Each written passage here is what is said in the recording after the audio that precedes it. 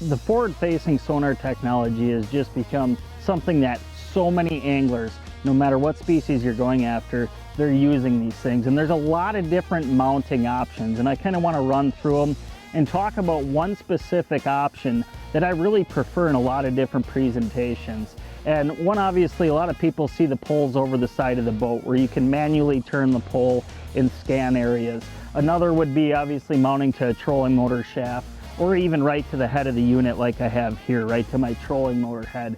And the reason that in a lot of situations that I like to actually have these transducers, this Lowrance active target, set up directly on my trolling motor is the simple sake that I like to really look at the structure as close as I possibly can and maintain being able to fish. So I'm not reaching down and turning a handle. I'm actually running the foot pedal and I'm spanning these areas trying to figure out where the pods of fish are.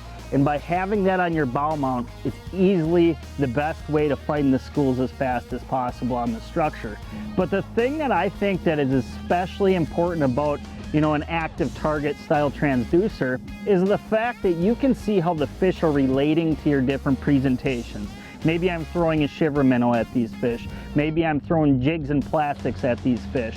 And if I'm seeing a bunch of fish around and they're looking like they should be walleyes on this structure and they're not reacting to any of this, which you can actually see plain as day now, you need to move on and try to find some active fish. So I think one of the things that a lot of anglers struggle with is, should I stay or should I go? An active target allows the angler to know if you should stay or go, because are those fish active, are they not active, or should I go find some new ones?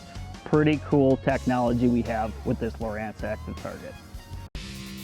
Thanks for watching. Hit the subscribe button and click on the bell to stay up to date with the latest tips and techniques to help you get the next bite.